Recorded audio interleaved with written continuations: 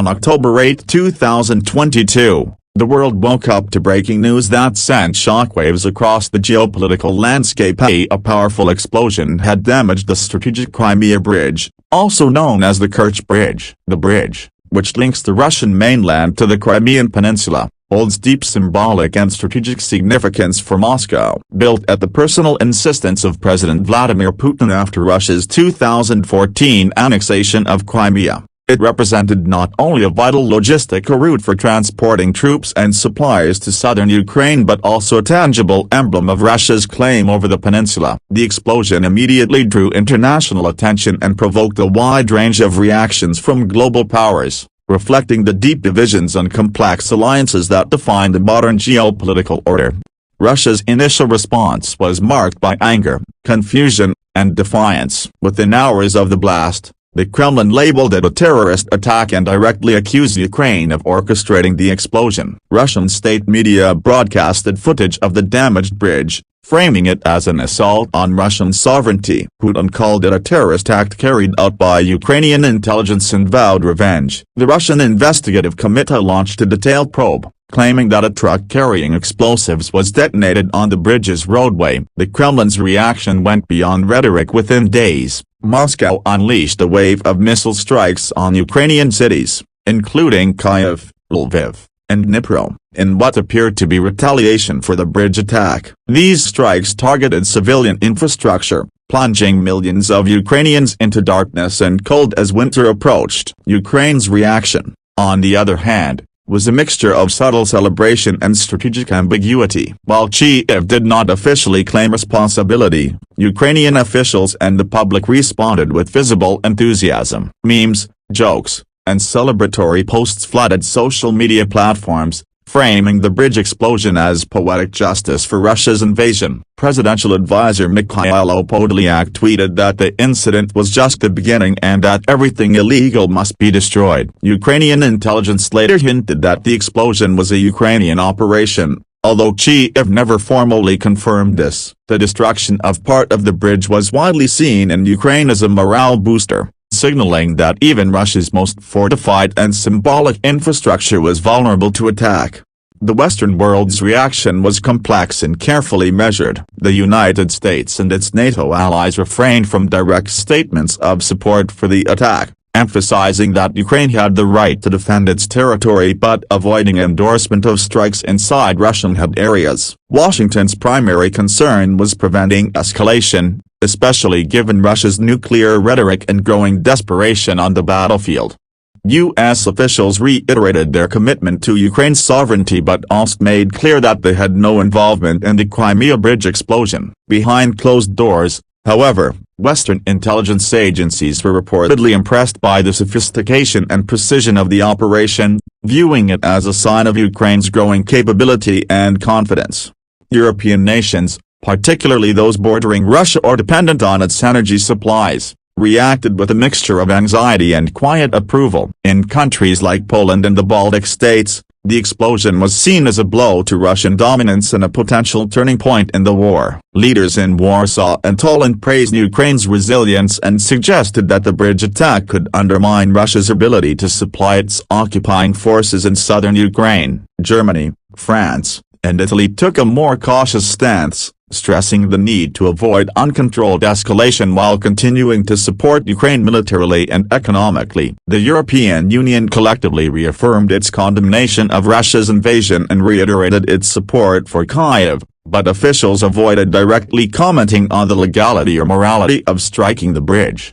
China's response to the explosion was characteristically restrained. Beijing maintained its official stance of neutrality, calling for restraint from all sides and encouraging dialogue to resolve the conflict. However, analysts noted that China's state-controlled media subtly echoed Russian narratives, describing the explosion as an act of terrorism. The incident placed China in a delicate position while it sought to maintain its strategic partnership with Russia. It was also wary of being associated too closely with Moscow's war in Ukraine, which had drawn widespread global condemnation. China's priority remains stability in global trade and its own economic interests, so it avoided any statement that could be interpreted as support for Russia's retaliatory strikes. In contrast, countries such as Iran, North Korea, and Belarus sided firmly with Russia. Iran, already supplying Moscow with drones used in Ukraine, condemned the explosion as a provocation against Russia and blamed the West for encouraging such attacks. Belarusian leader Alexander Lukashenko expressed full solidarity with Putin, calling the explosion an attempt to undermine peace and stability in the region. North Korea's state media went even further, labeling the incident a Western-backed act of sabotage. These reactions highlighted the growing alignment between authoritarian regimes seeking to counterbalance Western influence on the global stage. Meanwhile, the United Nations and other international organizations expressed concern over the potential escalation of hostilities. UN Secretary-General António Guterres urged both sides to avoid further violence, warning that retaliation could push the conflict into an even more dangerous phase. Human rights organizations called for investigations into Russia's subsequent missile strikes, accusing Moscow of deliberately targeting civilians in response to the bridge explosion. The international humanitarian community voiced fears that winter would exacerbate suffering for millions of displaced Ukrainians as Russia intensified its bombardment.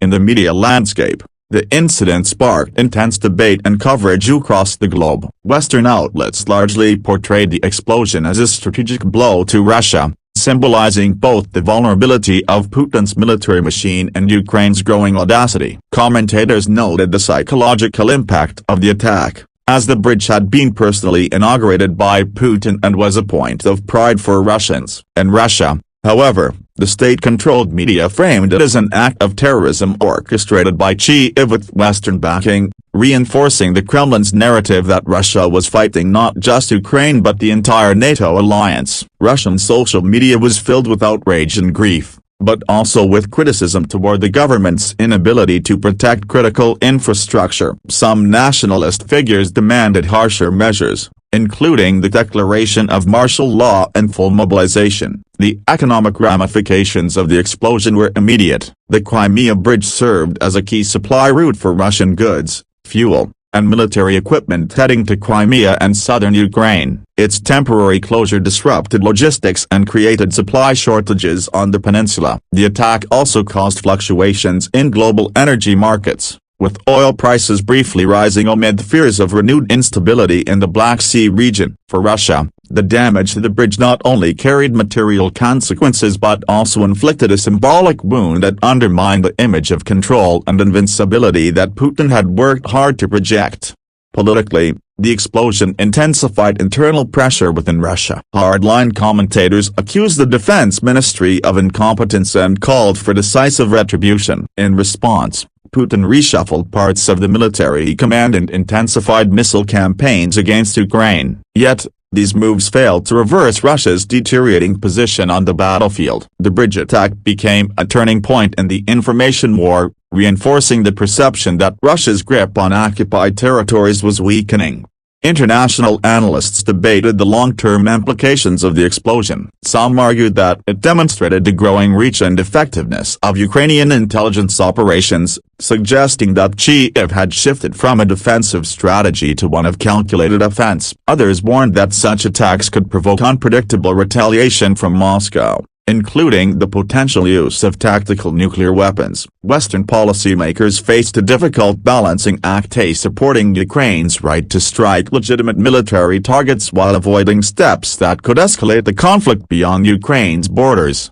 In the months following the explosion, Russia repaired and reopened parts of the Crimea Bridge, showcasing its resilience and determination. However, the psychological damage was harder to mend. The incident shattered the illusion of security in Crimea, prompting Moscow to increase defenses across the peninsula. It also emboldened Ukrainian forces to continue striking deep behind enemy lines, targeting airbases, depots, and command centers. The bridge explosion thus marked a new phase in the war, one defined by long-range precision strikes, hybrid tactics, and psychological warfare.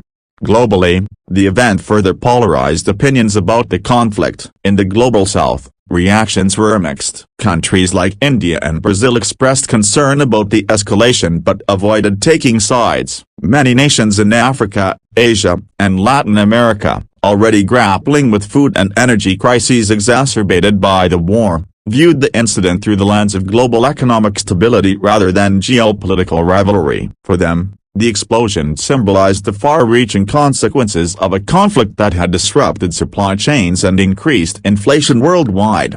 Ultimately, the Crimea Bridge explosion became more than just a military incident that evolved into a global symbol of defiance, vulnerability, and shifting power dynamics. It exposed Russia's fragility, showcased Ukraine's ingenuity, and tested the resolve of international alliances. Each reaction, whether celebratory or cautious, revealed deeper geopolitical calculations. For the West, it reaffirmed the need to sustain support for Ukraine without triggering wider confrontation. For Russia, it underscored the existential nature of the war and the crumbling image of its military supremacy. For neutral countries, it served as a reminder that even localized conflicts can send tremors through the entire world order. In the end, the global reactions to the Crimea Bridge explosion highlighted not only the divisions between nations but also the interconnectedness of their destinies. The blast over the Kerch Strait was heard far beyond the shores of